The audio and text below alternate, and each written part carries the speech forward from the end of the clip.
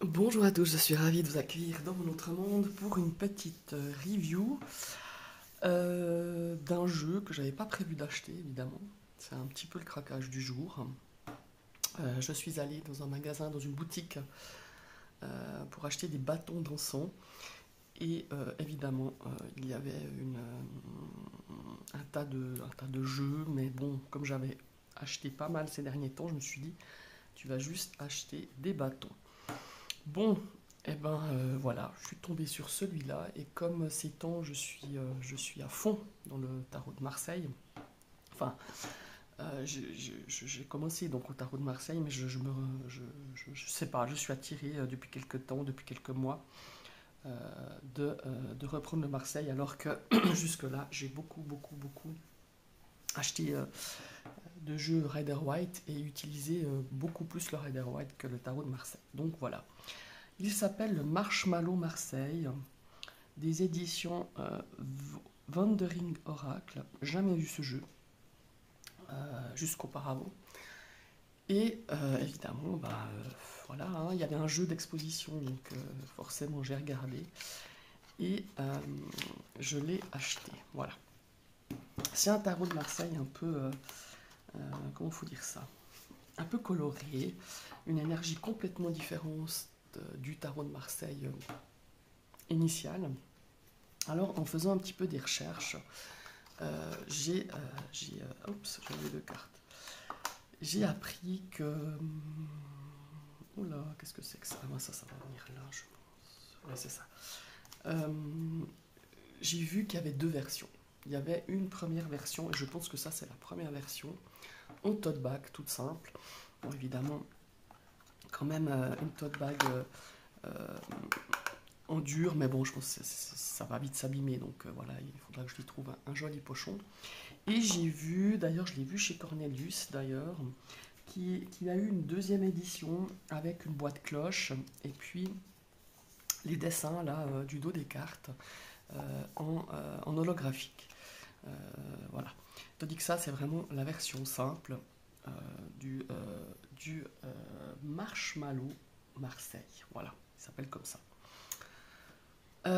Évidemment, moi ce que j'aime beaucoup, c'est cet aspect un petit peu plus coloré hein, du tarot de Marseille, enfin coloré, des couleurs complètement différentes. Évidemment, les puristes euh, du Marseille vont peut-être avoir, euh, comment il faut dire ça, les poils qui s'hérissent en regardant un petit peu ce jeu. Mais enfin, peu importe, moi je l'ai trouvé sympa. Et c'est pour ça que je vous fais une review. Donc voilà, je vous ai montré le dos. La particularité aussi de ce jeu, évidemment, c'est le format. Hein. C'est un format carte à jouer, c'est un format poker. Donc c'est super sympa. J'aime bien, moi, ces petits formats malgré tout. Alors que j'aime bien le format classique hein, du tarot. Mais là, je trouve un format comme ça, je trouve vraiment sympa. Voilà. Le dos, je vous l'ai montré, hein, je crois. Voilà. Qualité des cartes, bon, carte à jouer, hein, c'est pas une immense épaisseur. À voir, à voir sur le long terme. Voilà. Mais bon, elles sont légèrement plastifiées. Euh, elles glissent bien. Moi, je dirais, il y a un effet un petit peu peut-être satiné, ouais, c'est ça. Elles sont pas trop brillantes, malgré tout. C'est ce qui me plaît aussi. Voilà. Le battleur.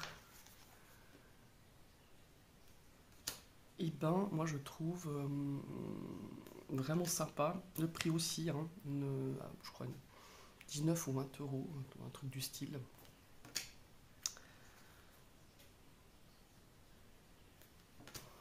Voilà. Alors, c'est un jeu qui n'est pas récent parce que en faisant les recherches, j'ai vu que Claire de la Lune avait posté euh, une vidéo, je crois en 2018, de cette version-ci. Et j'ai vu qu'une année plus tard, elle avait présenté la version justement, comment ça s'appelle en version un petit peu plus de luxe, je dirais, avec, avec la boîte en holographique, la boîte cloche déjà, et puis tout le dos et les illustrations holo. Donc ça peut être aussi sympa. Évidemment, c'est un autre prix. J'ai vu que chez Cornelius, il était à 44 ou 45 euros avec la boîte en dur et puis la version holographique. Mais bon, voilà, après, c'est un choix. Moi, j'avais que cette version-là. Et finalement, je ne sais pas si j'aurais mis 45 euros pour ce jeu. Hein. Voilà. Mais, vous voyez, ah, moi j'aime bien. Moi j'aime bien, ça apporte une énergie totalement différente. Puis là, on a l'inscription, le 2 de coupe, une pure construction de l'esprit. Vous verrez dans les mineurs, on a un petit peu des variantes qui peut nous apporter une autre lecture ou des ressentis différents du Marseille. Là, vous voyez, on voit au centre aussi ces fleurs, on voit qu'il y a une notion de stabilité dans ce cadre de coupe. Hein. Voilà, le 5 de coupe. 6 de coupe. Donc on a les annotations sur les cartes. Sur les majeurs, je pense que vous avez vu qu'il y a l'écriture au milieu de la carte. Moi je trouve sympa au lieu d'avoir toujours en bas.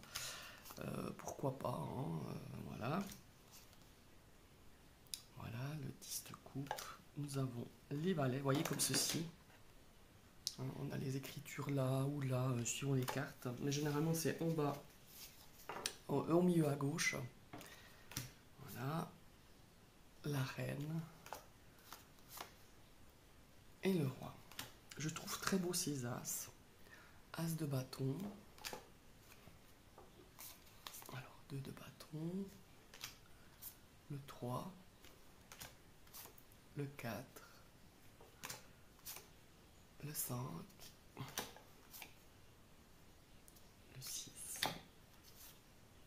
Non, le 7, pardon. Le 8. Bon, le 7 est là. Je les ai remis en place. Je pense que j'étais pas bien réveillé hier soir. Ça suit pas tellement. Le 9. Voilà. Donc je passe assez vite parce que sur les mineurs, parce que c'est un type Marseille. Donc voilà, il n'y a pas. Il y a peut-être quelques. J'ai vu sur les épées, il y a un petit peu des petites. Comment il faut dire, des petites spécialités, des petites choses. Je pense que le créateur a voulu faire de façon différente. Ouais. Vous voyez, les as, moi je les trouve très très beaux. J'aime bien, ouais, j'aime franchement ce jeu, il amène un petit peu de vitamines, de trucs vraiment sympas, de légèreté, de quelque chose de totalement différent. Le 5 de coupe, vous voyez là, le coupe d'épée. Le 6, par exemple, vous voyez dans le 7, on a l'épée qui est de travers comme ça. Voilà, qui peut donner une information, un ressenti. Le 8, le 9, c'est pareil, mais dans l'autre sens. Vous voyez, l'épée, elle est plutôt dans l'autre sens. Et ouais, moi je trouve qu'un petit jeu, rapport qualité-prix, pas mal. Et ça donne des ressentis, une lecture différente, un graphisme quand même différent, avec des couleurs évidemment. Et voilà ma série, une de mes séries préférées dans le tarot de Marseille, ce sont les deniers. Voilà. Il y a des couleurs assez douces malgré tout, hein. C'est pas des couleurs fluo, je ne sais pas quoi. Ouais, il y a beaucoup de douceur, je trouve, dans ce jeu.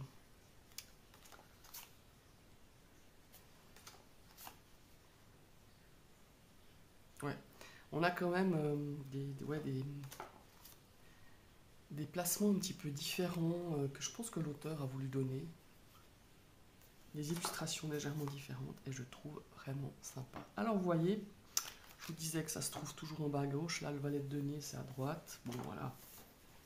Après, j'aime bien ces petites écritures comme ça. Ouais, sur les cartes. Et le roi de denier. Alors, on va... non. Voilà, je voulais faire cette petite vidéo. C'est une vidéo rapide parce que il n'y a pas lieu de... Mais je le trouve vraiment sympa. Dites-moi si vous le connaissez, si vous le connaissez pas. si vous l'aimez, si vous l'aimez pas. Alors c'est clair, encore une fois, hein, si vous êtes vraiment le puriste Marseille, avec les codes couleurs, avec le graphisme, avec tout et tout et tout et tout, là c'est clair on va pas forcément aimer ce genre d'illustration.